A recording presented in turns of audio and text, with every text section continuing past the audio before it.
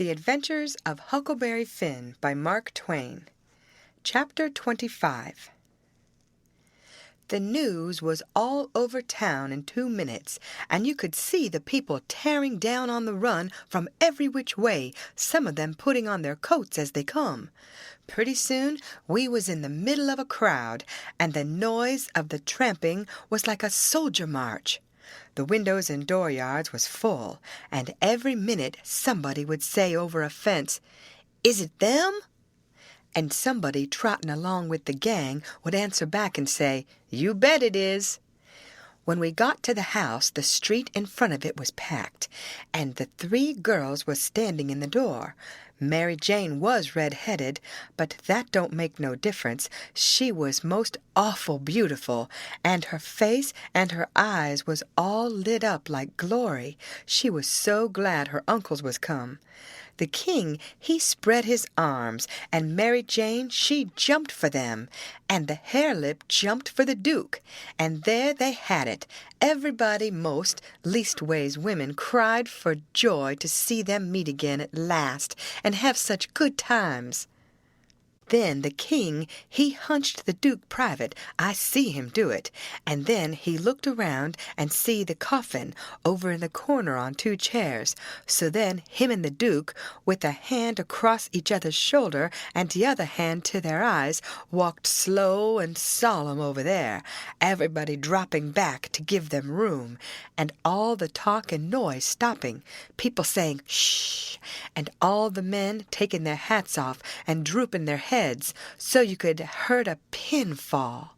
And when they got there, they bent over and looked in the coffin, and took one sight, and then they bust out a-crying so you could a heard them to Orleans most, and then they put their arms around each other's necks, and hung their chins over each other's shoulders, and then for 3 minutes, or maybe 4, I never see 2 men leak the way they done, and mind you, everybody was doing the same, and the place was that damp I never seen anything like it.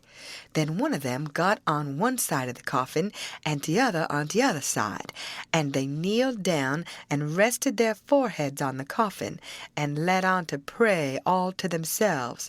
Well, when it come to that, it worked the crowd like you never seen anything like it, and everybody broke down and went to sobbing right out loud, the poor girls too, and every woman nearly went up to the girls without saying a word, and kissed them solemn on the forehead, and then put their hand on their head, and looked up towards the sky with the tears running down, and then busted out and went off sobbing and swabbing, and give the next woman a show.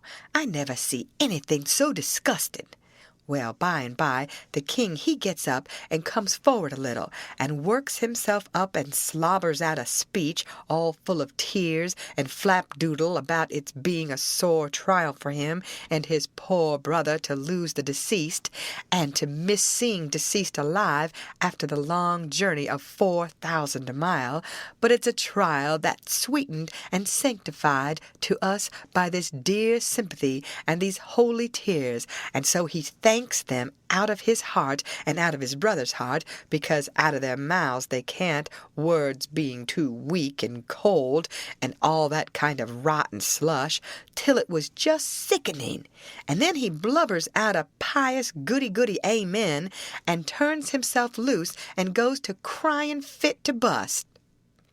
And the minute the words were out of his mouth, somebody over in the crowd struck up the doxologer, and everybody joined in with all their might, and it just warmed you up and made you feel as good as church letting out. Music is a good thing, and after all that sour butter and hogwash, I never see it freshen up things so, and sound so honest and bully. Then the king begins to work his jaw again, and says how him and his nieces would be glad if a few of the main principal friends of the family would take supper here with them this evening, and help set up with the ashes of the deceased, and says if his poor brother laying yonder could speak, he knows who he would name, for they was names that was very dear to him, and mentioned often in his letters, and so he will name the same, to wit, as follows: Videlicet, Reverend Mr. Hobson, and Deacon Lot Hovey, and Mr. Ben Rucker, and Abner Shackelford, and Levi Bell, and Dr. Robinson, and their wives, and the widow Bartley. Reverend Hobson and Dr. Robinson was down to the end of the town a-hunting together. That is, the doctor was shipping a sick man to the other world, and the preacher was pinting him right. Lawyer Bell was away up to Louisville on business, but the rest was on hand, and so they all come and shook hands with the king and thanked him and talked to him, and then they shook hands with the Duke and didn't say nothing, but just kept a-smiling and bobbing their heads like a passel of sapheads, whilst he made all sorts of signs with his hands and said goo-goo, goo-goo-goo all the time, like a baby that can't talk. So the king he blattered along and managed to inquire about pretty much everybody and dog in town by his name, and mentioned all sorts of little things that happened one time or another in the town, or to George's family, or to Peter. And he always let on that Peter wrote him the things, but that was a lie. He got every blessed one of them out of that young flathead that we canoed up to the steamboat. Then Mary Jane she fetched the letter her father left behind, and the king he read it out loud and cried over it. It gave the dwelling house and $3,000 gold to the girls, and it gave the tanyard, which was doing a good business, along with some other houses and land worth about $7,000, and $3,000 in gold to Harvey and William, and told where the $6,000 cash was hid down cellar. So these two frauds said they'd go and fetch it up, and have everything square and above board, and told me to come with a candle. We shut the cellar door behind us, and when they found the bag they split it out on the floor, and it was a lovely sight, all them yaller boys. My, the way the king's eyes did shine. He slaps the Duke on the shoulder and says, "Oh, this ain't bully nor nothing. Oh, no, I reckon not. Why, Bilgy, it beats the Nonesuch, don't it?" The Duke allowed it did. They pawed the yaller boys, and sifted them through their fingers, and let them jingle down on the floor, and the king says, "It ain't no use talking. Being brothers to a rich dead man, and representatives of furrin heirs that's got left is the line for you and me, Bilge. This year comes of trustin' to Providence. It's the best way in the long run. I've tried 'em all, and there ain't no better way." Most everybody would have been satisfied with the pile, and took it on trust, but no, they must count it. So they counts it, and it comes out $415 short. Says the king, "Darn him! I wonder what he done with that $415. They worried over that a while, and ransacked all around for it. Then the Duke says, "Well, he was a pretty sick man, and likely he made a mistake. I reckon that's the way of it. The best way's to let it go, and keep still about it. We can spare it." "Oh, shucks, yes, we can spare it. I don't care nothing about that. It's the count I'm thinking about. We want to be awful square and open and above board here, you know. We want to lug this here money upstairs and count it before everybody.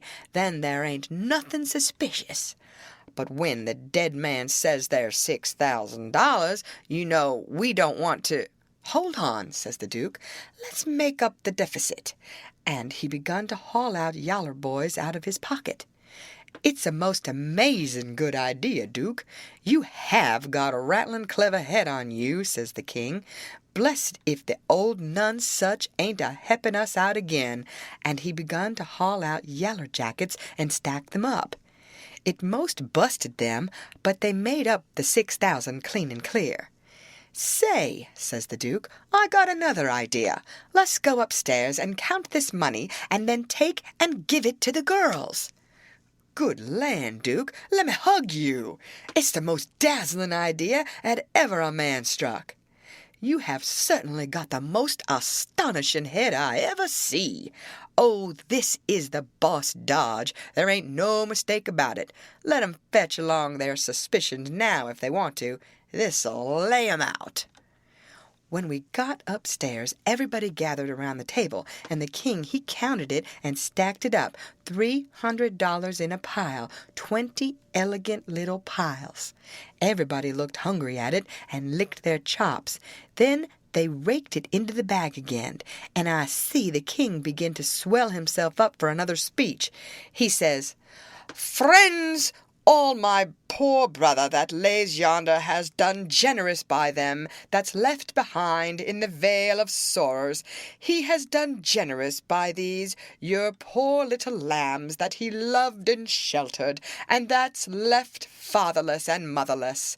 Yes, and we know that knowed him knows that he would have done more generous by 'em if he hadn't been afeard of wounding his dear William and me. Now, wouldn't he? There ain't no question 'bout it in my mind. Well, then, what kind of brothers would it be that'd stand in his way at such a time? And what kind of uncles would it be that'd rob, yes, rob, such poor sweet lambs as these, 'at he loved so at such a time? If I know William, and I think I do, well, I'll just ask him."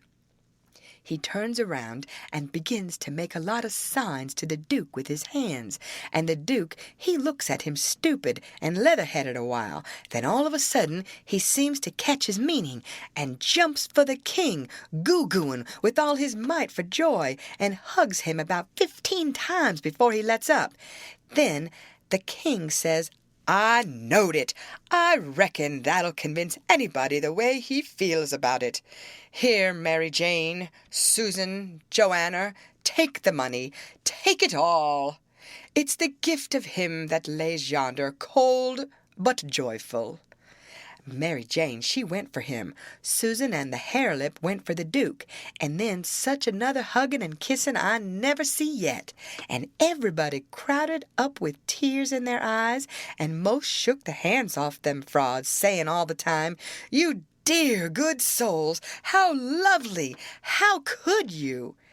Well, then, pretty soon all hands got to talking about the deceased again, and how good he was, and what a loss he was, and all that, and before long a big iron-jawed man worked himself in there from outside, and stood a-listening and looking, and not saying anything, and nobody saying anything to him either, because the king was talking, and they was all busy listening. The king was saying, in the middle of something he'd started in on, "They being particular friends of the deceased, that's why they're invited here this evening. But tomorrow we want all to come, everybody, for he respected everybody, he liked everybody, and so it's fitting that his funeral orgies should be public."